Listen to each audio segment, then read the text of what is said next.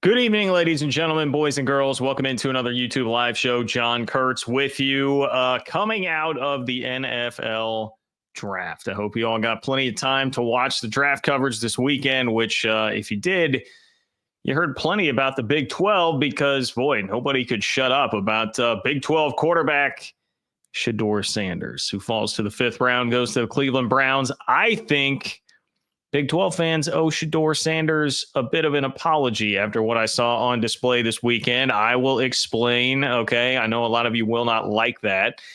You're probably not going to like some of the opening salvos about what the draft means for the Big 12 and the future of the Big 12 and the future of college football in general, because there are some realities that are tough to deny, even if there is one potential savior for the Big 12 that I will tell you about as well.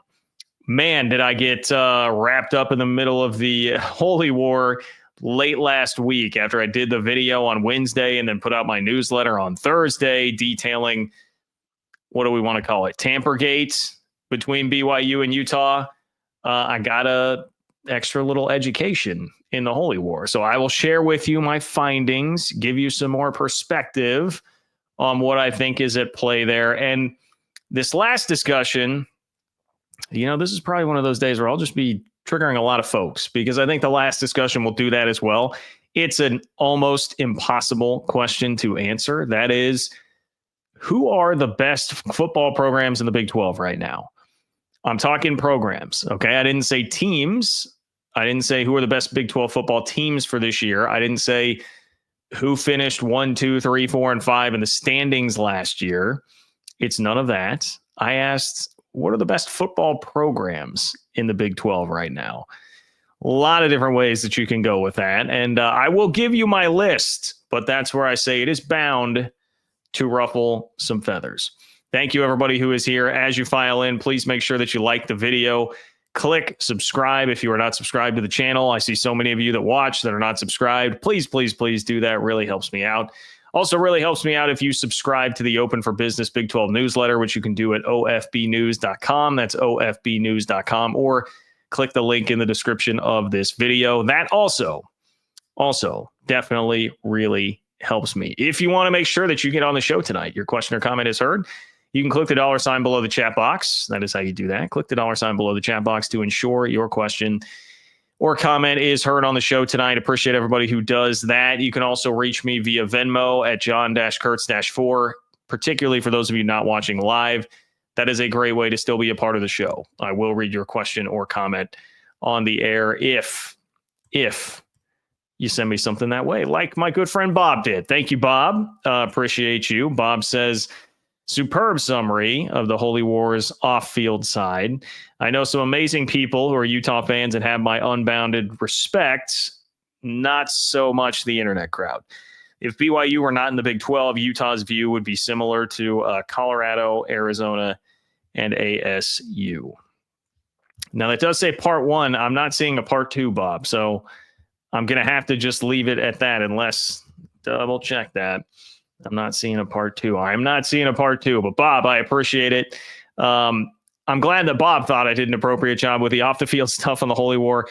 I didn't go as deep into it as I would have if I just had been around the rivalry more. I had some learning to do, and I was accepting of what Utah fans told me about it. I will share my findings later on, Bob, but very, very on target with that comment. I appreciate you, and thank you for your kind words.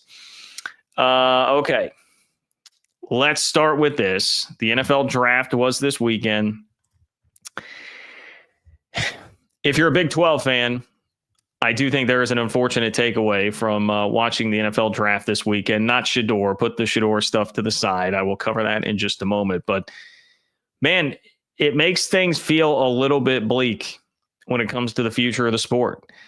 And that's not just for the Big 12, by the way. That's for anybody not named the Big 10 or the SEC. But as much as the Big 12 technically did dominate coverage of the NFL draft, right? Because nobody was talking about anything other than Sedeur for about 75 to 80% of it.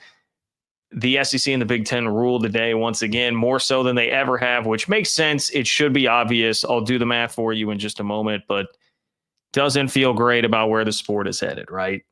So here's your tale of the tape. Okay. The Big 12 had 31 players drafted, which, according to a press release submitted by the league, was the most for the league since 2005.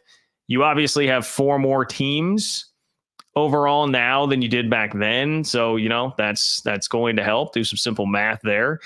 But 31, if you're hearing that and like, man, I don't know, that doesn't seem like all that high of a number.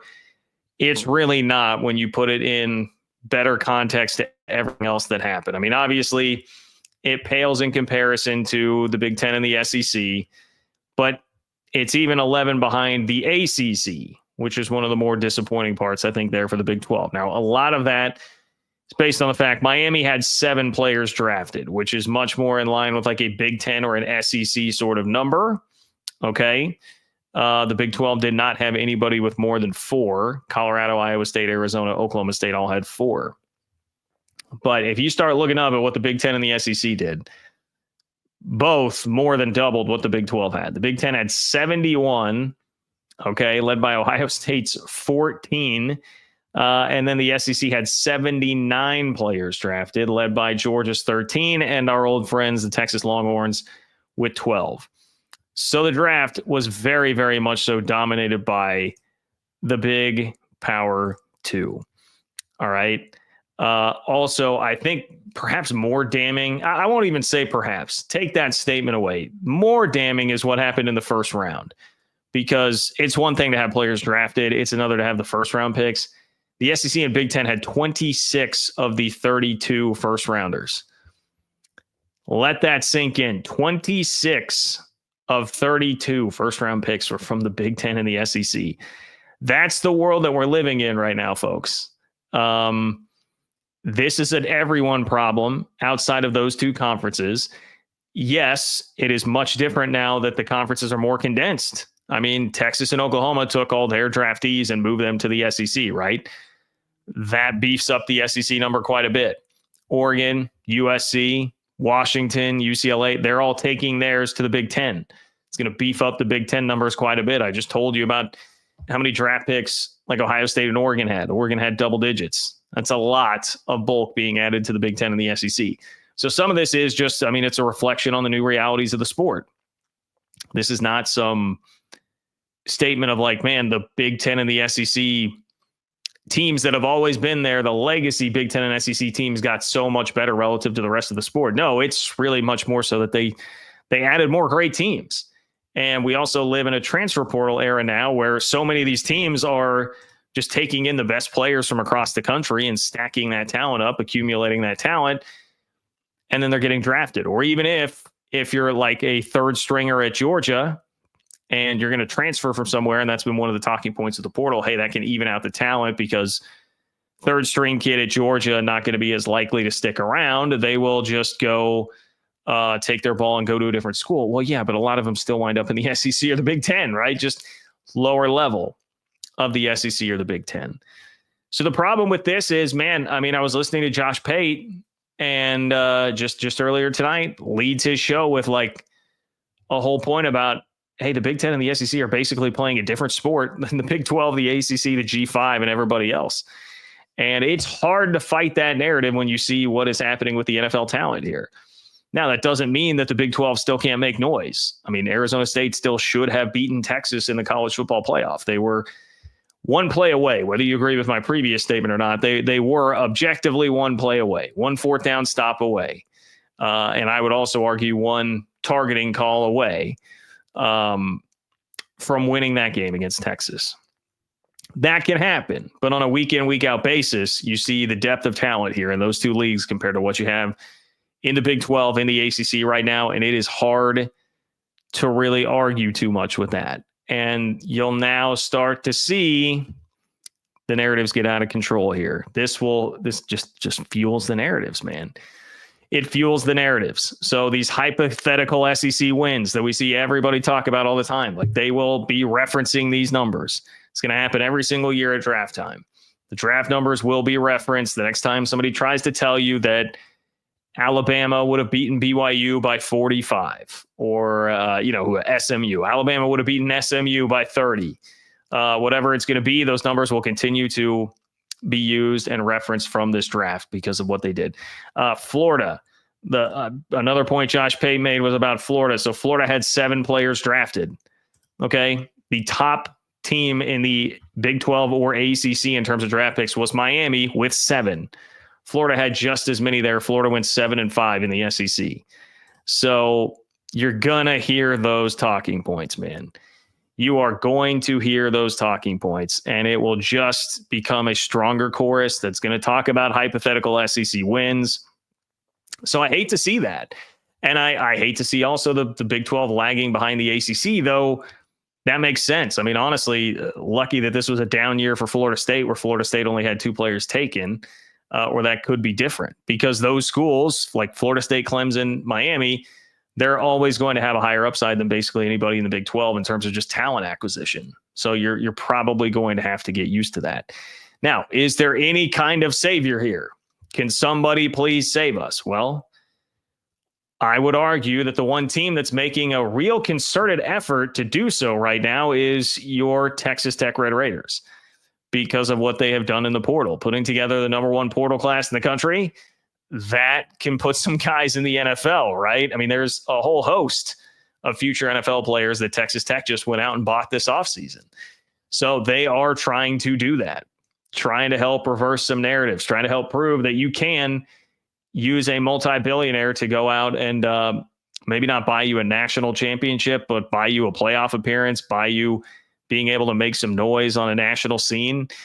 Texas Tech is going to be one of the most intriguing teams in the country because of that, but it can also help with some of these narratives. If Texas Tech all of a sudden becomes your team that has 7 or 8 players drafted this upcoming year, that would be huge. The Big 12 could sorely use that.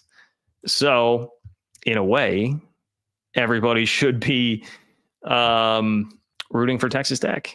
Everybody should be rooting for the Red Raiders here in some way. Now, I'm not saying you need to root for them when they play your team. I understand how that works. But Texas Tech having success, getting guys to the NFL can help combat some narratives here. It's like if Texas Tech fails. Now, I know it's not quite this simple, right? You could say a lot of different things. Infrastructure coach probably would speak to coach more than anything if Texas Tech did struggle this year with all the talent that they do have. But there could be this line of thinking like, man, if Texas Tech can't do it spending that much money and buying the number 1 portal class, like how can a Big 12 team actually do it, right? So I think for a lot of reasons, this will be something I'm sure we talk about more throughout the offseason. All the angles and offshoots of this Texas Tech storyline are wildly fascinating and impactful for the Big 12. And, I mean, think about Joey McGuire, the pressure on Joey this year with what I just said there. Like, people will immediately turn to, well, the coach must suck if you can go recruit the number 1 portal class and still not break through and win 10 games. That will happen very, very quickly. Now, one thing I will say, the prelude to the, hey, you guys should probably all apologize a bit to Sedeur, is that the Big 12 did have 2 of the top 8 picks in the draft. And attached to the Sedeur hate is obviously Deion hate, right? I mean, they're kind of one and the same. I think the overlap of people who hate Deion and hate Sedeur has got to be close to 100%.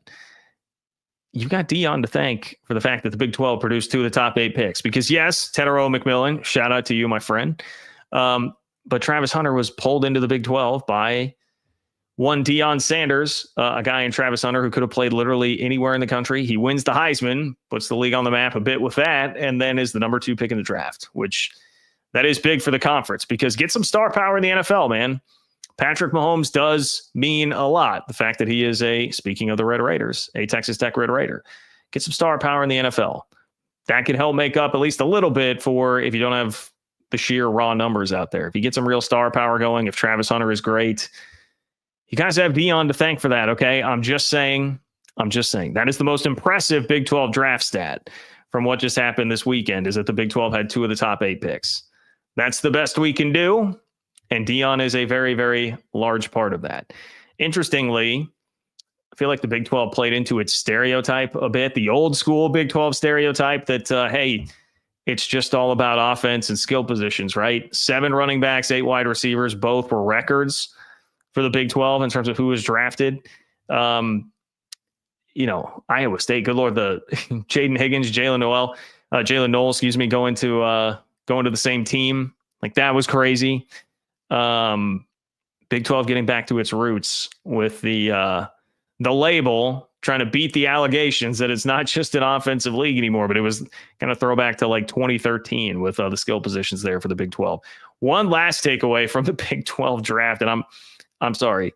Close your ears, any Arizona fans that are here. I am sorry. Brent Brennan, if you're here, definitely close your ears. How did last year go so poorly? This is why Arizona was getting some love as being a potential Big 12 title contender last year, because you'd look around and be like, well, there's so much high-end talent on that roster. Like, the top-end stuff is there. I mean, I mentioned Sedeur McMillan, but you're talking about offensive tackle, at defensive back. Like, there were a lot of spots where Arizona had some great, great talent. They had 4 picks, tied for most in the league, and yet they finished next to last in the Big 12 standings. Not a great showing there. Not only did they have 4 picks, one of those was a guy who was taken in the top 10 in Sedeur McMillan. So nobody underachieved more in the league last year than Arizona. If you had any doubts about that, we definitely had that confirmed by looking at the draft numbers and how the draft went. So anyway, there's my thoughts initially on the Big 12 draft overall, which I do think is a more impactful, overarching big picture story for the league, and specifically just for college football in general, than anything that happened with Sedeur Sanders, right? Sedeur is a story for the casuals, but that doesn't mean that I won't address it. I am going to address it here in just a moment. Let me first get to a super chat from Alan. I appreciate you, Alan. Thank you for being here, my friend. If you want to be like Alan, you can submit a super chat by clicking the $ below the chat box. We'll attach your donation there, and guarantees that your question or comment makes it on the show tonight. Appreciate everybody who does that. If you are not able to do that, totally fine. Very much free just to click the like button and click the subscribe button on the channel. And both of those would help me a lot. I would really appreciate all of that if you can do that. Also, subscribe to the Open for Business Big 12 newsletter, ofbnews.com. Influx of subscribers last week with everything happening. It was an eventful week, writing about Nebraska, writing about the Holy War. So make sure you're a part of it. ofbnews.com. It's totally free. Get it to your inbox 2 times per week. Alan says, John, we may be overlooking an opportunity. If Sedeur were allowed to return to Colorado, he and Coach Prime could embark on a redemption tour, bringing record audiences to Big 12 games. Just saying, Rock Chalk Jayhawk Allen. Well, if that were an actual option, I mean, you're right. That would create a very compelling TV narrative. That might be the one way that Coach Prime could still win back his fair share of the TV audience that will start to go to Bill Belichick, right? The casual college football audience may gravitate more toward Belichick, being that that's the bright, new, shiny story for the casuals this year. I'm sure Colorado will still do pretty well in terms of their draw, but that would help. That would help change it if Sedeur were still back. It's a look, Alan, I'm all for creative ideas. And the NCAA, I was about to say, like, well, you can't legally do that, but what enforcement power does the NCAA actually have anymore? Just fire up a lawsuit. I'm sure Dion knows some attorneys.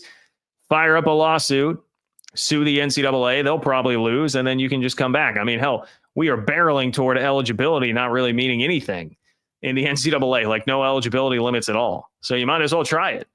I'm here for it, Alan. That's the kind of thinking that we need here. Thank you, my friend. Thank you for being here. Okay. This will be unpopular. I understand that going in, but man, I hated seeing the reaction to Sedeur dropping like he did in the draft. That includes basically everybody. I mean, I appreciate Mel Kiper for like sticking up for not even so much Sedeur. I know that was more personal for Mel because of where he had him. But golly, people were just waiting to be so mean to the guy. And I'm not saying that he didn't bring some of it on himself. But I do feel like Sedeur brought out the worst in everybody. And if you are somebody within the Big 12, you're a Big 12 fan,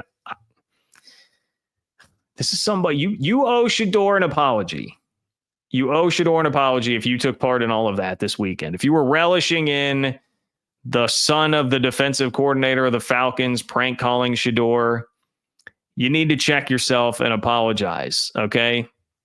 If you were liking tweet after tweet I'll give you one or two. But if you liked more than one or two tweets making fun of Sedeur and what was happening to him in the draft, you owe the guy an apology.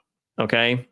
Let me explain here. All right. So Sedeur fell all the way to the 5th round, pick 144 to the Browns, which really, I do have to admit, in terms of just NFL draft storylines that I've seen in my lifetime, I mean, that is up there. That is up there for being about as crazy as I have ever seen, for Sedeur to fall that far. It was shocking. A guy who, at certain points in the pre-draft process, like some people had him as a potential number 1 overall pick. Mel Kiper has him as the number 1 quarterback in the draft. There were like 100 quarterbacks taken in the first round last year. And you're going to tell me a guy that, like, at worst was most people's QB3 goes to the 5th round? That was insane. And as shocking as it was, I do think the explanation is actually much more simple than most people made it out to be. Like, way more simple. Guys, he did not have the top end talent that people thought would make him a first round pick, which is when you're going to take the guy in all likelihood to be your starter. He didn't have quite that level of talent. So now you're talking about, all right, we're going to have to bring him in to be a backup in some form or fashion, at least for the first part of his career. And the last thing you want in a backup quarterback situation is somebody who, whether it is you're worried about his attitude or just, hey, everybody will beat the story to death and want to talk to him and be at his locker every single day, almost like baiting him to say something that turns into a story. That is the last thing you want from your backup quarterback. And there weren't very many teams that then, after a couple of the other guys had gone, Jackson Dart, Tyler Shuck, like, there's not very many other teams that really are in the market for a quarterback. So it does actually make more sense how quickly he fell once he got out of the first round. And I think a lot of people were just slow to realize that, or just not wanting to make it into something bigger than that. But dude, like, okay, I get that in a way he brings some of this on himself. Yes, he is a very confident guy. He and his father are very confident. They are not afraid to speak their mind. That is going to rub a lot of people the wrong way. The Louis luggage clip that circulated after he first got to Colorado. I mean, Sedeur is literally like the Louis luggage that he's talking about, right? That's coming to play quarterback. Like, they were throwing that in everybody's face and being pretty brash about it. I understand that. I mean, Sedeur is not shied away from whether it's the wristwatch celebration, the way he talked about, God, there was even the moment where he kind of threw his teammates under the bus a little bit at a press conference. I mean, there are definitely things I can understand why people didn't really like him and were waiting for a moment to pounce. But what did I just talk about in the open for the league, man? What did I just talk about in the open for the league? This is a league that needs all the help it can get in terms of star power, notoriety, guys being taken highly in the draft and performing well. So if you're dancing on Sedeur Sanders' grave for being taken in the 5th round and you're a fan of the Big 12, take a step back, my friends. We need this guy. We need this guy. Sedeur succeeding would be huge. If you got Travis Hunter out there doing big things, you obviously have Patrick Mahomes as the best player in the NFL. And then, Sedeur, look at the media attention around him. If he is good, that will be another Big 12 player that is talked about all the time. All the time. And if you can have those guys becoming absolute stars in the NFL, that helps your league. That helps your league. Patrick Mahomes how often do you see him put on TV at a Texas Tech game? And that turns into a storyline and people are talking about it and like, oh yeah, man, how cool is that? If it's going to be Sedeur and Travis Hunter coming back to Colorado games and doing that, and they're stars in the NFL, that helps the brand. That helps the brand. You want more high profile reps from your conference. And the ceiling for Sedeur is very, very high when it comes to star power in the NFL. Whether or not you believe in his skill set, the media attention, the sheer media attention that surrounds him suggests that he has an unbelievably high ceiling in terms of star power. Okay. Now I happen to believe also that he is a pretty damn good quarterback. It's a little perplexing to me. And I feel like some of it is reactionary and groupthink and all this stuff that people are dumping on him so much, his ability as a quarterback, because guys, I mean, Colorado had basically me playing offensive line for the last 2 years, and he was having to try and make magic out of that. And many times, much more often than not, he did. So I got to give him a lot of respect and credit for dealing with that offensive line situation and being as successful as he was the last couple of years at Colorado. I think that means he certainly has enough talent that someone can mold him into a pretty good NFL quarterback. So that's the best case scenario for the Big 12. Make no mistake. Make no mistake. That is the best case scenario. You should be rooting for that. Put your personal feelings aside. Look, I got annoyed with Colorado last year. I got annoyed with Colorado fans. Not really the team. I got annoyed with Colorado fans because these are the casual fans that come in and want to act like they knew the entire landscape of college football and how these guys would fit in perfectly. Yeah, that got very annoying. So I understand how you're annoyed with that. That wasn't Sedeur, man. Sedeur wasn't running CU Buffs Hunter for number 4 Heisman hashtag on Twitter. Like that, these burner accounts are not being run by Sedeur Sanders. Don't get mad at him for the burners.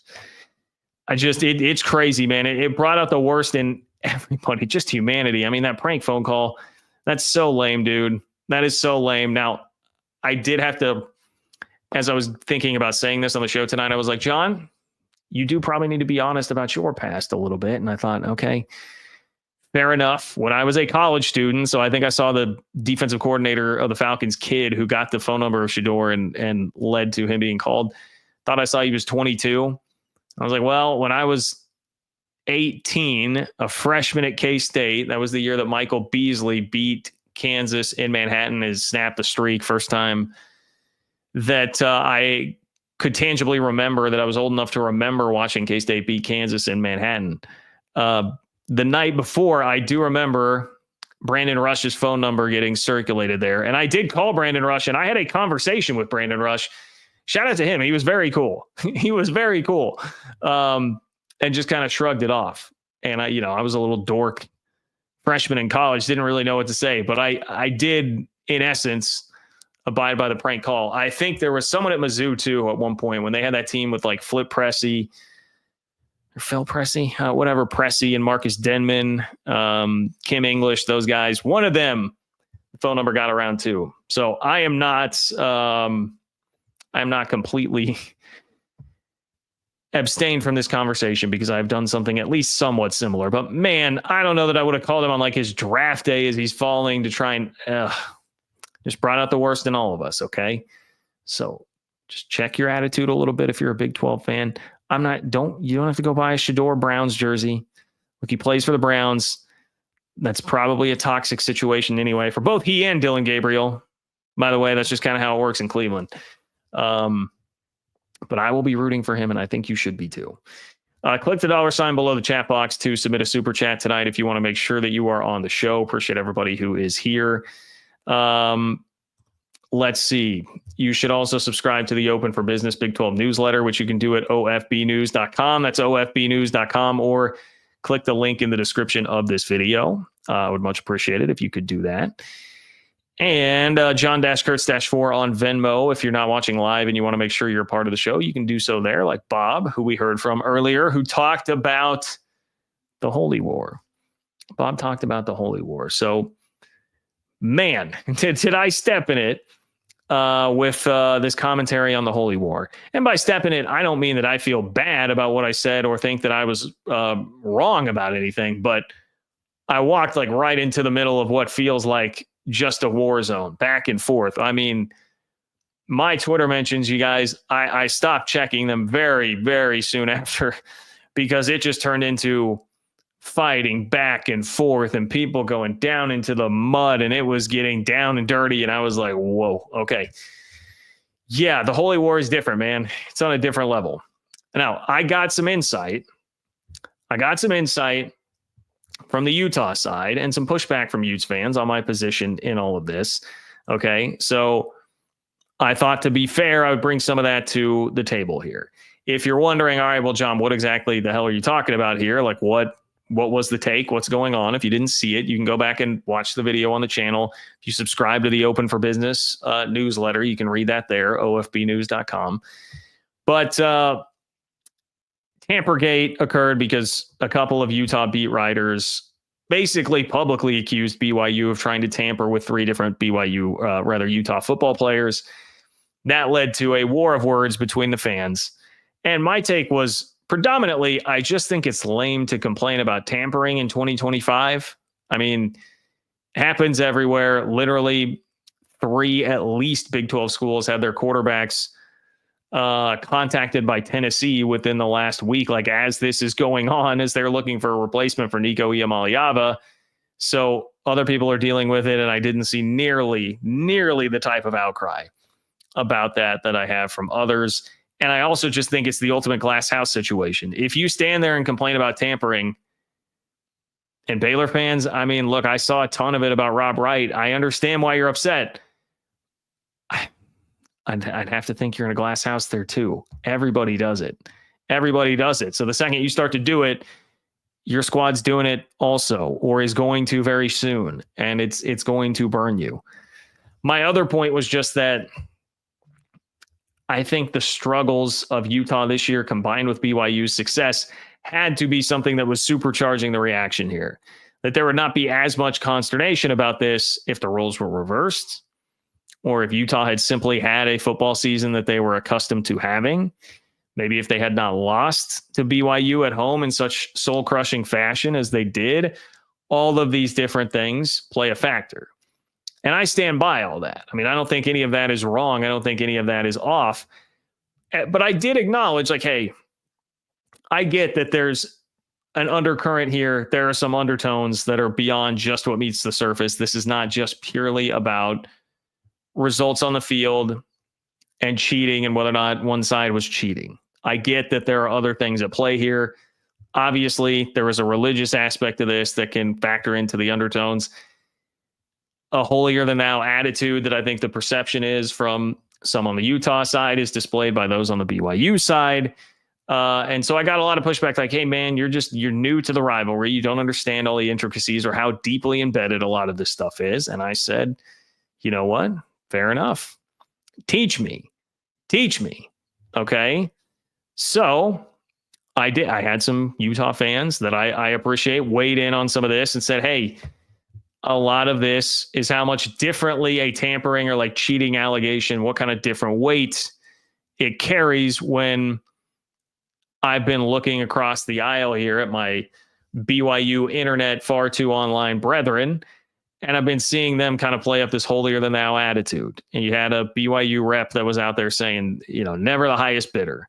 That was something I heard about that comment a lot.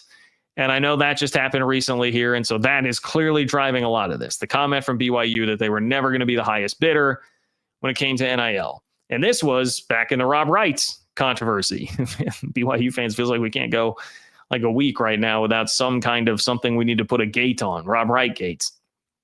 Rob Wright gate, it was, hey, we're never going to be the highest bidder. That's not what we're about.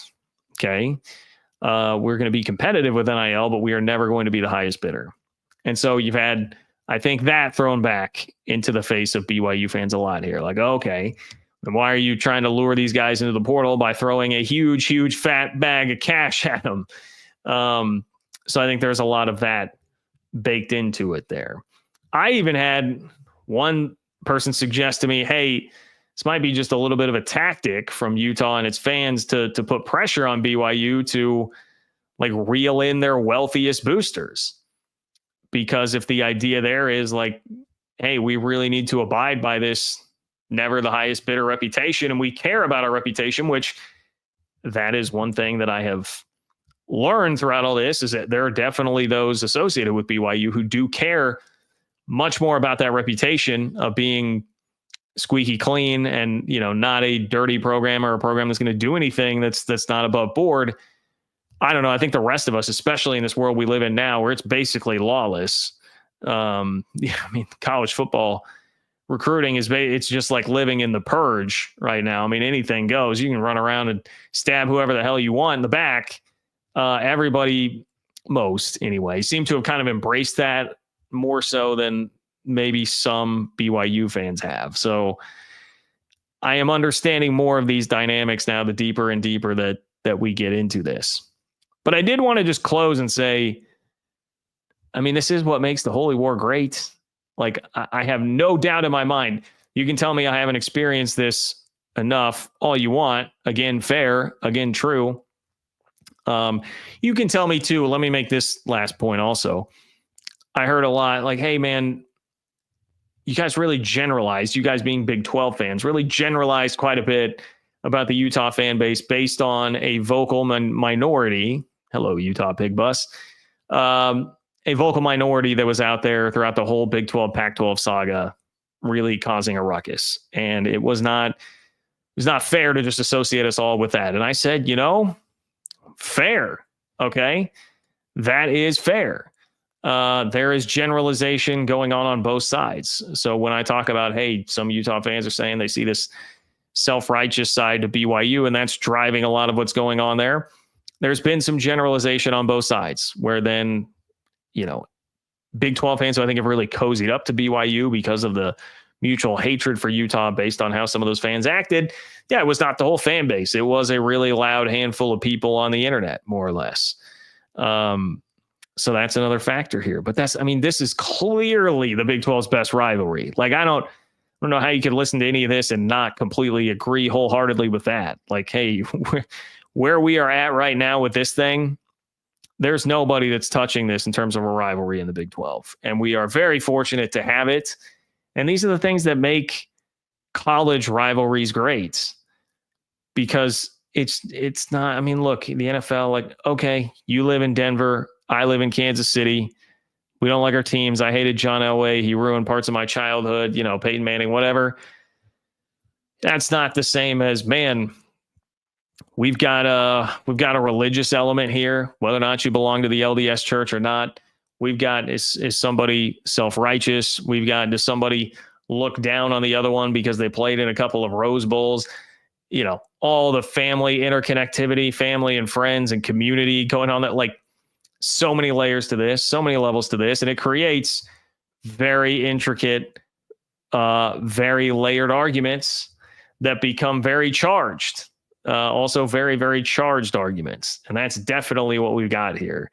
So that's been on full display. It's what makes college football awesome. It's what's going to make, who wants to watch the Holy War this year, guys? I very much want to watch that. All the storylines, all the tampering stuff, but also, Mark Harlan's antics at the game last year, the controversy over the holding call, the way that both of those seasons went.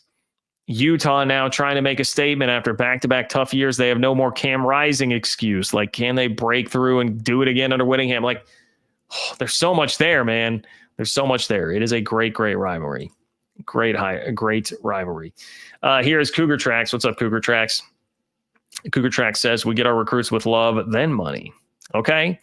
Well, this seems to be, this is one of those criticisms that I heard a lot from the Utah side, is they would reference the love part of this. We get our recruits with love, then money. Why can't it be that, for instance, in basketball, BYU has a really great, this would be the Rob Wright argument that I would make. Why can't it just be that, hey, BYU has a very competitive NIL offer that's probably at or near the top of what somebody could potentially get, but they also have a guy who may well have been an NBA coach by now had he not taken the BYU job, and coaching the NBA for a long time, knows how to get them there, is going to run kind of an NBA type of system, runs a fun system where you score a lot. You're going to play in front of like 19,000 fans every night when you're playing a home game. And then when you go on the road, you're going to be playing in the Big 12, Allen Fieldhouse, whatever. By the way, they just won an Allen Fieldhouse. Like, there's a hell of a lot to sell there. Okay. Would be the point. You got a lot to sell there. It's not like it's just smoke and mirrors, that BYU is just doing this with smoke and mirrors, and that it's only money that's getting this done. I don't think that is what is going on here at all. So in fairness to Cougar Tracks and BYU, I would make that point for them. If you want to be like Cougar Tracks and get on, click the $ below the chat box in order to do that. You can submit a super chat that way. It will guarantee that you get your question or comment read on the show tonight. John-Kurtz-4 on Venmo if you want to submit a question or comment that way. I welcome all of that too. I will kick off the next show with your question or comment if you leave it on Venmo. So if you're not catching this live, you can still be a part of the conversation. Make sure you like the video. Make sure you subscribe to the channel. And I would really, really appreciate it if you subscribe to the Open for Business Big 12 newsletter, which you can do at ofbnews.com. That is ofbnews.com. Click the link in the description of the video as well if you would like to be a part of the Open for Business Big 12 newsletter. 3,600 Big 12 fans now reading after adding a bunch of new subscribers this week to your inbox twice a week for free. I'm going to break down the big stories in college football, how it affects the Big 12, because you don't get a lot of that. You're not going to find that on ESPN or The Athletic. And I'm just going to give you all the stories that you need. Whatever's popping in the portal, whatever's going on in the league, you're going to get it right to your inbox, short, succinct, multiple times a week for free. All right, Pacific Northwest Ute firing back. Here we go. Pacific Northwest Ute says, hello, recruit. This is BYU. We love you and we encourage you to enter the transfer portal. Oh, man. Well, I said this is what makes the Holy War great. We're seeing it live right now in front of our eyes, okay? We love you and we encourage you to enter the transfer portal. Hey, you got to admit that's funny. That's funny. I laughed. Thank you, Pacific Northwest Ute.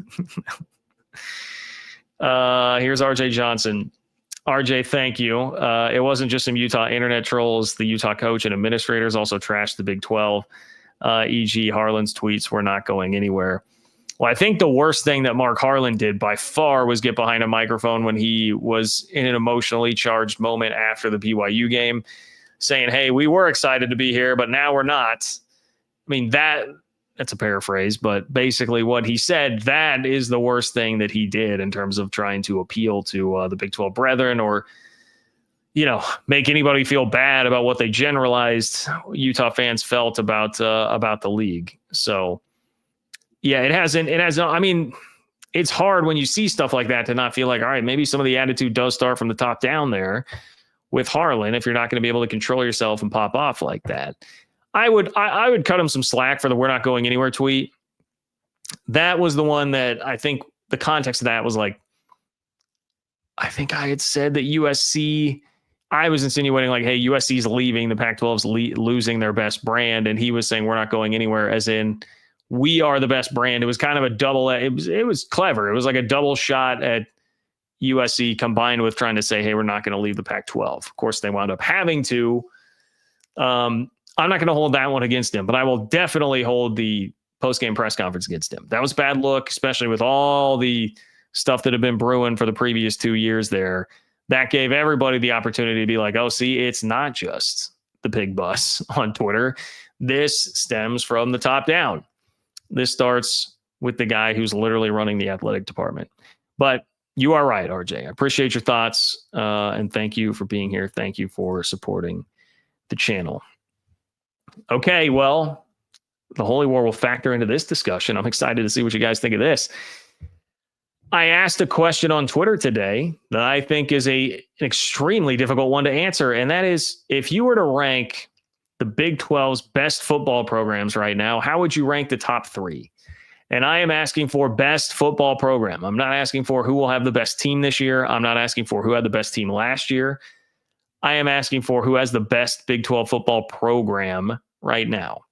So if you're wanting to know my criteria for this, I took it as, all right, first of all, what's your next 1 to 2 year outlook? So yes, a factor is, what do I think you're going to be this year?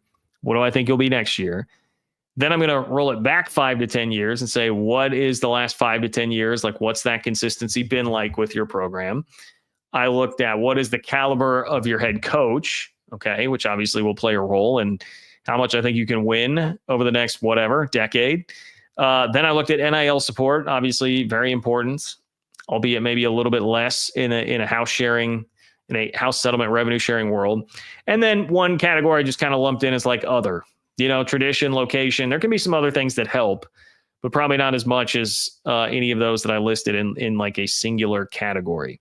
I'm going to show you a tweet here that I think exemplifies why this is so tough, why this is a really difficult exercise. And I tried to get all of you to answer this. I got a ton of answers and they were all over the board, as you might expect. But let's read this from Christian. Christian says, my genuine take is that there is a 16-way tie for both first and last place, which I was like, yes, I do think that's a bit of an exaggeration, a bit hyperbolic, obviously, which is the point here, but that's why it is difficult. Like, I had such a hard time picking a top five, man. I had such a hard time picking a top five. to be, I'm sorry about that, guys. I can already see somebody in the comments who is going to be upset about the rankings here because I've got 7 for you. I did 2 outside looking in, like receiving votes, whatever you want to say, and then a top 5. All right. So let's get right to it. 2 that I did not include in the top 5 that very easily could have been and are going to probably shock and anger some of you. First of all, Arizona State. Did not put Arizona State in the top 5 because, again, I said football program, all those factors that I just listed out there. This is one. Arizona State with another, I'd say 9+ win season will vault to number 1. I think they would go to number 1. So there is a bunch of upward mobility here, but I just need to see another year. I mean, it's so early in the Kenny Dillingham era. Phenomenal what he did, but he's life without Cam Skattebo begins now. Okay. Was that all about having a generational player? I don't think so, but I do need to see Kenny Dillingham go prove it again. He is still, at the end of the day, a 34-year-old head coach. Maybe he's turned 35 now. He's like a year younger than me, if that gives some context for you. I just need to see more. I need to see more of a track record there. But, I mean, he took the team from last to winning the Big 12, damn near beating Texas in the playoff, and that's with a roster of guys who are not crazy 5-star talented dudes. And if he does have another successful year and it looks like he's going to be able to do this year in, year out, well, now you've got a 34-year-old dynamo who's cut perfectly to be a coach in this era of college football. You can see how there's so much upward mobility there. But for right now, I've got to respect that 5 to 10 year thing a little bit more for some of these other programs.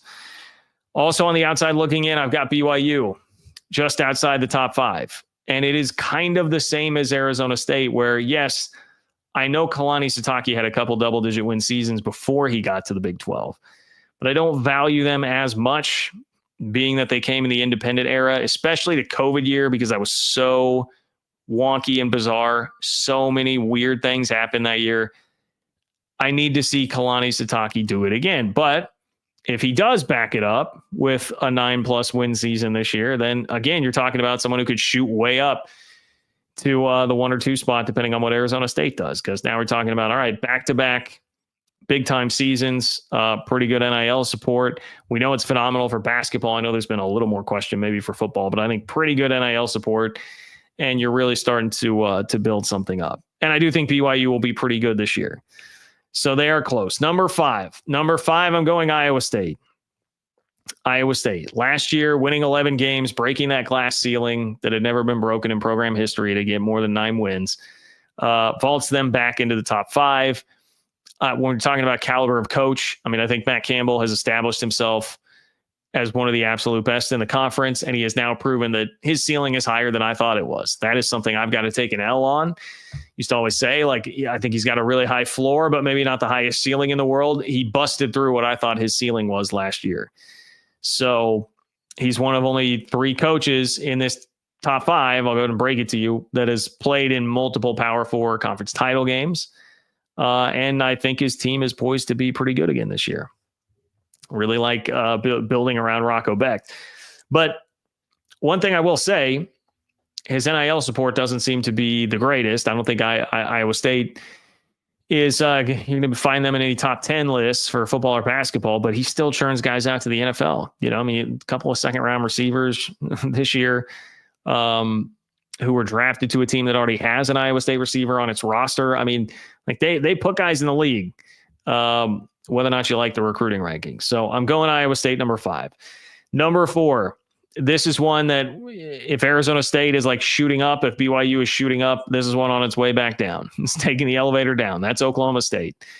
The 5 to 10 year criteria is doing a lot of the heavy lifting here. Believe me. But 5 of the last 10 seasons have been double-digit win seasons for Oklahoma State. 2 of the last 3, however, have been very disappointing.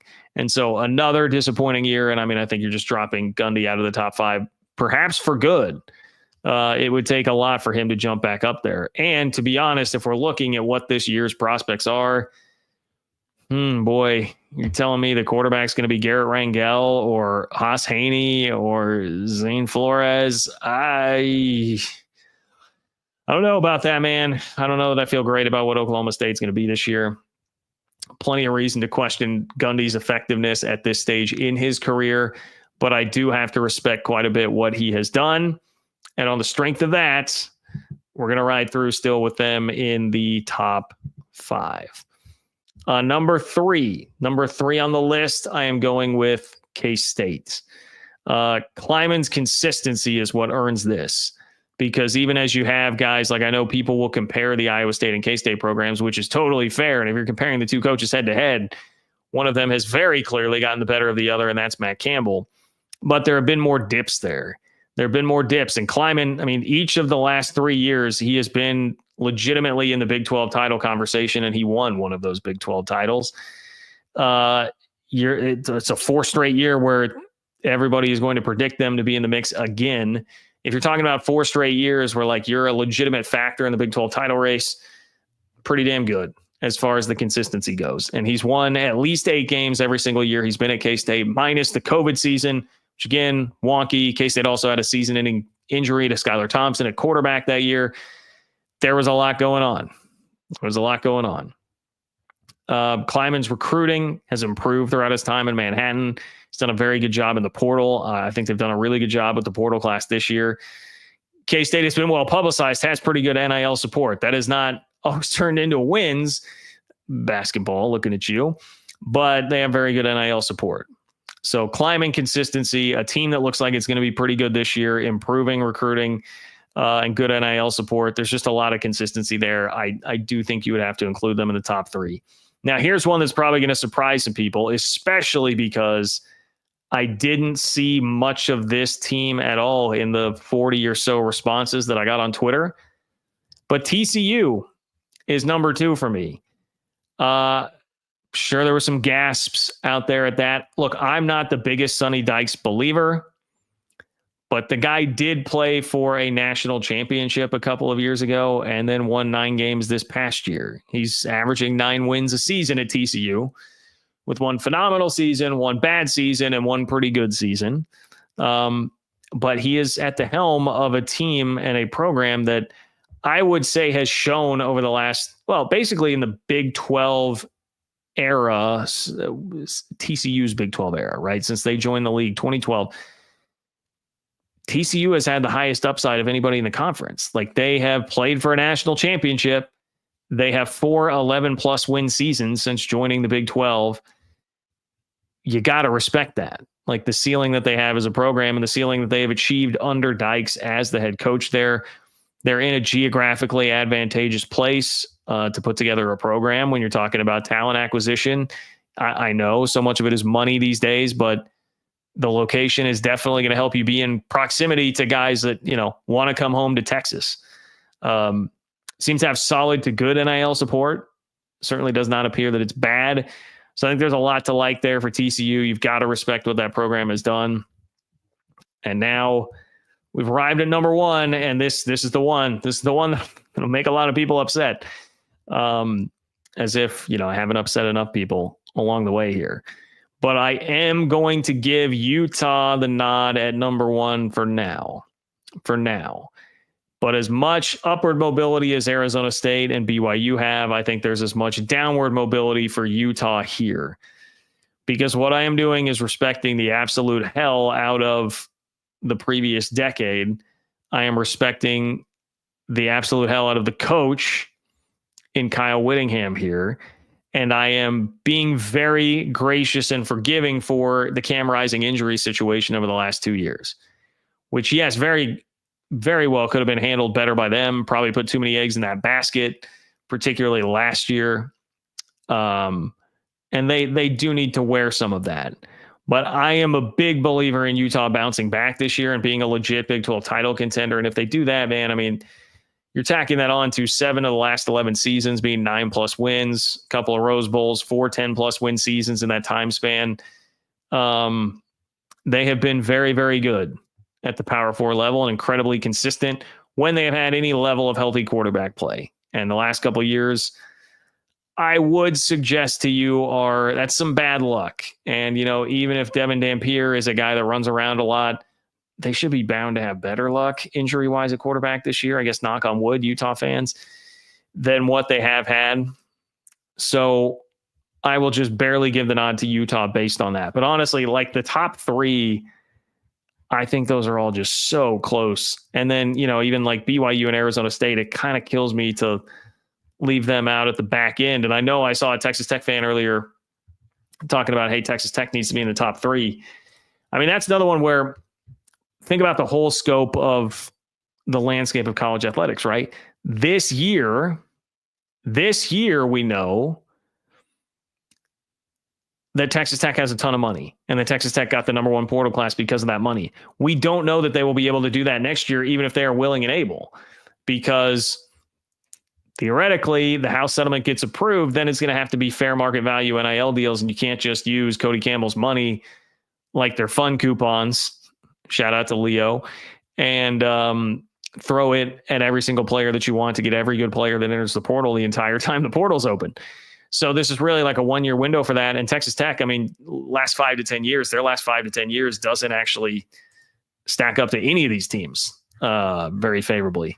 So too much outside of just the money for this 1 year to be desired for Texas Tech to put them on that list. If we knew that it was going to be a wild, wild west world, then you would get more consideration. I still don't think it's fair to put them in the top 5 though, because I think Joey seems to be a good coach. I don't know that he's at the caliber of most of those guys that are already up there. And probably Sonny Dykes, But other than that, I think the other coaches there are more proven. So I understand why you would throw Tech there, but I think it's a very important caveat to raise that the money thing may only really matter this year, being that they will get to use that to their full extent. Man, okay. You guys, I see this thing. Somebody explain this to me. All right, Pacific Northwest Ute. Hey, John, this is the must. We love and encourage you to enter the transfer portal. #bounce back. You guys, you got to, okay. Again, admitting hey, I don't understand the intricacies of the rivalry as someone who has only been accustomed to seeing it the last couple of years. I don't know the must thing. I don't know the must thing. So someone will have to explain that to me. But there it is, Pacific Northwest Ute. I'm putting it up there for you. Thank you, my friend. I appreciate your support, and I appreciate you being here. I see that the holy war back and forth is heating up in the chat. I hate to cut you off, ladies and gentlemen, here, but I do fear that we have come to the end of our time together, approaching about an hour on the show. But I sincerely appreciate everybody who's been here. Please subscribe to the channel, like the video as you're on your way out. If you're on Twitter, man, it would mean a ton to me if you just went to YouTube, Google John Kurtz, like search John Kurtz on YouTube, click subscribe to the channel, or subscribe to the Open for Business Big 12 newsletter at ofbnews.com. That's ofbnews.com to subscribe to the Open for Business Big 12 newsletter. Okay, Pacific Northwest Ute says, Mighty Utah Student Section. Okay, Mighty Utah Student Section. All right, fun one tonight. Thank you, guys. Appreciate you being here. Spread the good word about the channel. And I will talk to you guys all very soon. Hope you have a great week.